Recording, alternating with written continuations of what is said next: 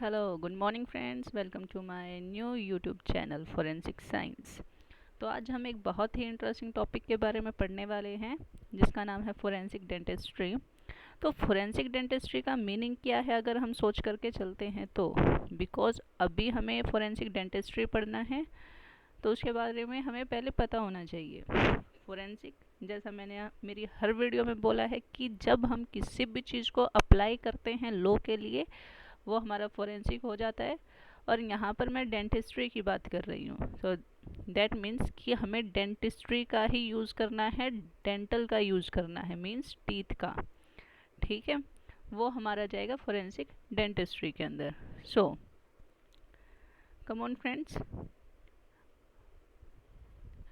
तो आज के जो हमारे कंटेंट्स रहेंगे मेन वो डेवलपमेंट एंड स्कोप रहेगा। Development and scope of forensic science. So first of all हम पता कर लेते हैं कि फोरेंसिक डेंटिस्ट्री है क्या। फोरेंसिक डेंटिस्ट्री हो या ओडोंटोलॉजी हो, बात एक ही होती है। So forensic odontology is the practice of odontology और dentistry related to law. It is same that I said before. Forensic odontology is proper handling, examination and evaluation of dental evidences which will be then presented in the interest of justice. इसने क्या बोला कि forensic odontology में हमारा क्या है, proper handling आता है, एग्जामिनेशन आता है और इवेल्युएशन आता है हमारा डेंटल एविडेंसेस का, जिसको हमें बाद में जस्टिस के लिए प्रेजेंट करना पड़ता है। जस्टिस यहाँ आप कोर्ट को लगा सकते हैं कि कोर्ट में हमें इसको पेश करना पड़ता है। ओके, वो हमारा जाता है फोरेंसिक डेंटिस्ट्री के अंदर। Okay, father of odontology, forensic odontology is doctor Oscar अमेडा।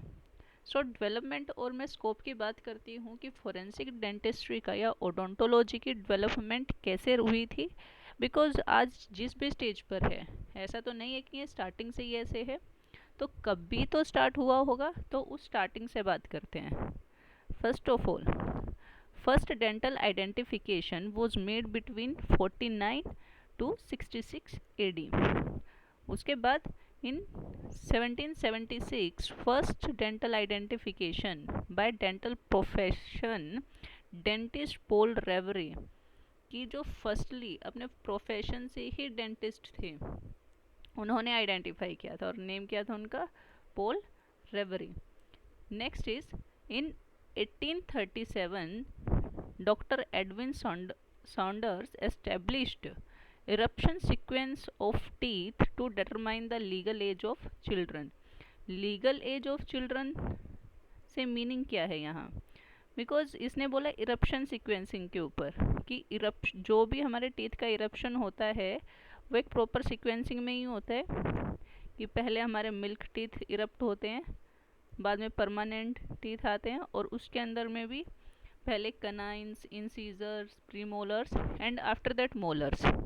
इनका एक प्रॉपर सीक्वेंस है। इसी के बेसिस पर डॉक्टर एडविन सैंडर्स ने ये एस्टेब्लिश किया। After that in 1897 first text book of forensic dentistry was doctor Oscar Amoedo. अब इन्होंने फर्स्ट टेक्स्ट बुक लिखी है, इसीलिए इनको फादर ऑफ फोरेंसिक डेंटिस्ट्री भी बोलते हैं। In 1870, American organization Forensic Dentistry was established. In 1970, first organization, that was American Organization of Forensic Dentistry, was established. After that, in 1976, American Board of Forensic Odontology was established and sponsored by American Academy of Forensic Science, जिसको sponsor किया American Academy of forensic science ने। Next is हम scope की बात करते हैं, that what are the scope of forensic odontology. Because अगर हम पढ़ रहे हैं किसी भी चीज़ को फोरेंसिक पर्पज से तो उसके कहीं ना कहीं तो कुछ स्कोप रहेगा कि हम फोरेंसिक ओडोंटोलॉजी को कहाँ कहाँ यूज़ कर सकते हैं, वही उसका स्कोप होता है। So first of all, identification of found human remains. Found human remains means कि अगर कोई भी पर्सन हमारा डेड हो गया है और उसके ह्यूमन रिमेन्स मिले हैं हमें आफ्टर 50 to 60 ईयर्स लेटर, तो वो हो जाएंगे हमारे फाउंड ह्यूमन रिमेन्स। तो उनको आइडेंटिफाई हम कैसे कर सकते हैं? Only based on his dental impressions by using forensic dentistry.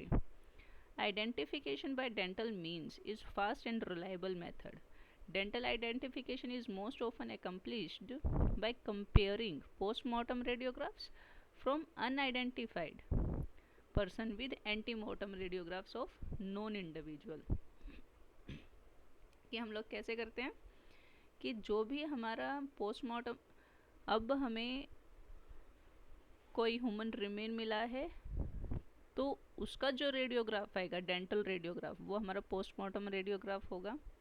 उसको हम मैच करते हैं इन नॉन इंडिविजुअल के रेडियोग्राफ के साथ में, इसीलिए इसको बोला हमने एंटीमोर्टम रेडियोग्राफ, बिकॉज वो उस टाइम पर जिंदा था, अलाइव था। In a dental identification, initial goal of forensic dentist is to obtain a set of postmortem photographs. First dental identification के लिए इनिशियल गोल, स्टार्टिंग गोल क्या रहता है फोरेंसिक डेंटिस्ट का, कि एक तो वो सबसे पहले पोस्टमार्टम फोटोग्राफ्स को कलेक्ट करे, रेडियोग्राफ्स को कलेक्ट करे और accurate dental charting on unidentified person. उसके बाद मल्टीपल फैटेलिटी इंसिडेंट मैनेजमेंट, कि मल्टीपल फैटेलिटी है यहाँ, कि ढेर सारी फैटेलिटी है, multiple fatality incident management. A multiple fatality incident develops when a number of fatalities in the incident exceeds the number of medical examiners who are designed to handle. It is very obvious कि अगर हमारे पास में ज़्यादा fatality हैं, means ज़्यादा bodies हैं, तो उनको हैंडल करने के लिए ज़्यादा मेडिकल एग्जामिनर्स भी चाहिए, तो इसने वही बोला। The process of collection of dental information on victims in a mass disaster is identical to process that are used in identification of a single fatality. Thing is कि जो प्रोसेस हमारा single person के लिए रहता है वही process हमारा मास disaster के केस में रहता है। अगर एक पर्सन का हमने डेंटल आइडेंटिफिकेशन किया है अनआइडेंटिफाइड पर्सन का आइडेंटिफाइड के साथ में, सेम प्रोसीजर हम मास डिजास्टर में भी यूज़ करते हैं, चाहे वहाँ पर हमारे फैटेलिटीज़ 10 हो या फिर 20 हो, that doesn't matter. Next is bite mark evidence collection and its analysis, कि बाइट मार्क्स की हम कलेक्शन कैसे करते हैं और analysis. So, bite mark is a mark caused by teeth either alone or in combination with other mouth parts. ये क्या है? It is a mark caused by teeth either alone or in combination with other mouth parts. Bite mark evidence can be documented using dental impressions, photography and use of overlays. इन सब तरीके से हम लोग bite marks evidence को collect कर सकते हैं। Next is abuse. In case of abuse हम forensic dentistry का यूज़ करते हैं। In case of abuse में हम ला सकते हैं यहाँ पर रेप केसेस, होमिसाइड केसेस या फिर other criminal cases. Okay, health care practitioners are required by law in most jurisdiction to report suspected cases of abuse. Head and neck area is common target in abuse. It is very common that head and neck area is common target in abuse. Extraoval injury is consistent in shape and appearance to hand and object are identifiable. Intraoval trauma can occur as a result of strike of face causing torn, fractured and mobile teeth. Intraoval trauma means कि हमारे mouth के अंदर, individual के mouth के अंदर जब trauma होता है उसको हम बोलते हैं इंट्रा ओवल। और वो कैसे हो सकता है? या तो फेस को स्ट्राइक किया हो, टोन किया हो, फ्रैक्चर हुआ हो अंदर और जो हमारे टीथ है वो टूट गए हों, उसको हम बोलते हैं intra oral trauma. Next is age estimation, की एज एस्टिमेशन में भी हम फोरेंसिक डेंटिस्ट्री का यूज कर सकते हैं, वो भी बताते हैं कैसे। बिकॉज अभी प्रीवियस स्लाइड में हमने पढ़ा था, फर्स्ट स्लाइड में, कि जो हमारे साइंटिस्ट थे डॉक्टर एडविन सॉन्डर्स, इन्होंने लीगल एज को आइडेंटिफाई किया था on the basis of eruption sequence. जब इरप्शन सीक्वेंस के ऊपर चिल्ड्रन का एज एस्टिमेट हो सकता है तो उनके डिकेड का भी तो एक प्रॉपर एज रहता है, तो उसी के बेसिस पर हम एज एस्टिमेट करते हैं।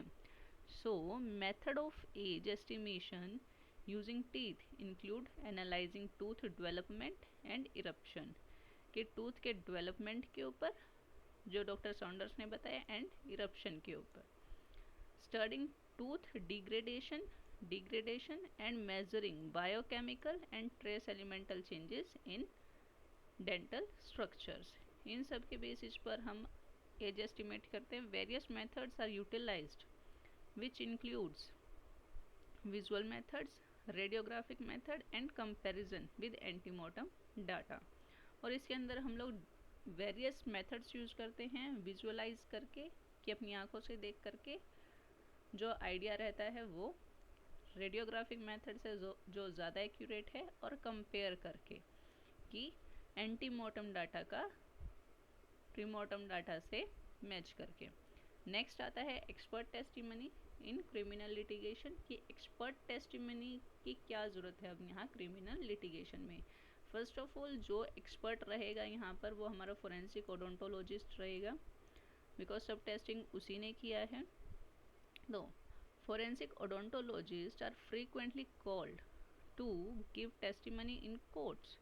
It may involve the previously mentioned areas of dental identification, bite mark analysis, age estimation and dental fraud and other civil cases। इन सभी केसेस के लिए जो भी हमारा डेंटिस्ट अपने केस को सॉल्व करता है, या फिर जो भी डेंटिस्ट हमारा इन्वॉल्व रहता है कि इस पर्टिकुलर डेंटिस्ट ने इस केस को सॉल्व किया है, ये सब के सब इम्प्रेशन इसी ने कंपेयर करके दिए हैं, उसी पर्टिकुलर डेंटिस्ट को एक्सपर्ट टेस्टिमनी के लिए जाना पड़ता है और अपने टेस्ट का कंप्लीट रिकॉर्ड जुडिशरी को देना पड़ता है।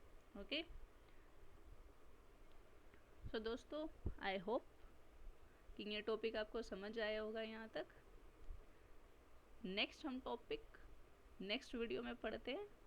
सो अगर आपको इस टॉपिक से रिलेटेड कोई भी डाउट्स हैं तो वो आप नीचे कमेंट बॉक्स में पूछ सकते हैं, जिसका मैं आपको जितना ज़्यादा जल्दी हो सके उतना जवाब दे सकूं। और अगर ये वीडियो आपको अच्छी लगी है देन प्लीज़ लाइक इट और शेयर इट। और अगर आप चाहते हैं कि ऐसे अलग अलग टॉपिक्स पर मुझे और वीडियोस बनाने चाहिए तो उसके लिए आप चैनल को सब्सक्राइब करें, और कोई टॉपिक अगर आपके माइंड में है देन उसको भी आप मेंशन कर सकते हैं कमेंट बॉक्स में, ताकि मैं उसको लेकर जल्दी से जल्दी वीडियो बनाऊं। So thanks for today.